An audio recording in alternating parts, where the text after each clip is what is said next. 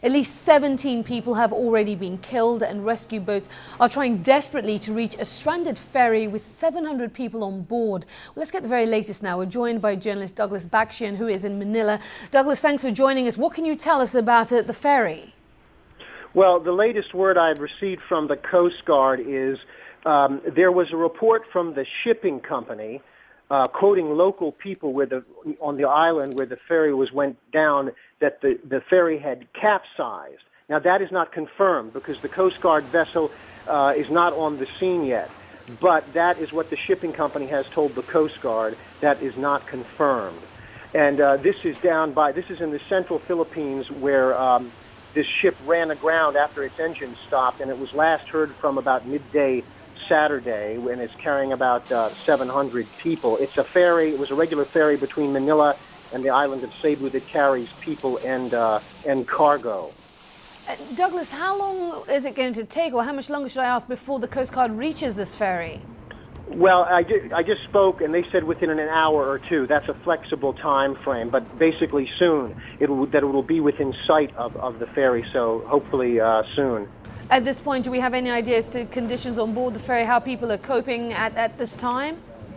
Well, not really, because basically the radio contact fell off and it had run aground, and it's just, we just don't know a lot about it, to be honest with you, and I don't know that I can say much more about it. Tell me what conditions are like where you are. Oh, yes. I'm here in Manila, in the capital, and it is pouring down rain. It was raining last night, and last night it was even heavier. There were heavy winds last night, knocking things off of trees.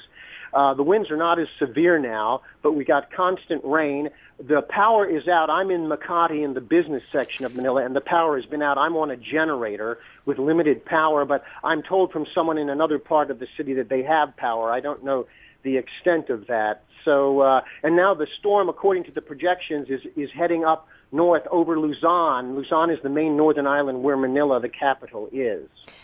Douglas, we've seen some dramatic pictures out of the Philippines in the last couple of hours, people being rescued by what seem to be just local residents themselves. I mean, is there an official rescue operation underway that's been mounted by the government? What do we know?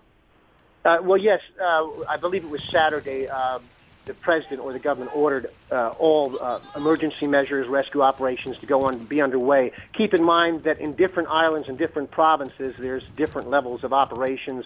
The disaster people said 366,000 had been affected by the floods, but only 70,000 are still in evacuation centers. Some people were moved to evacuation centers early when the flooding came, and it's passed and they're out. Others are still in the centers. And but as I say, it's sort of on an island-by-island basis.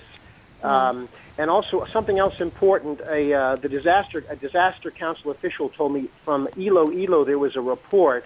Iloilo's in the central part of the islands, that there had been 100 bodies recovered, but that's from a local officer, and that is not confirmed, and that is being checked out.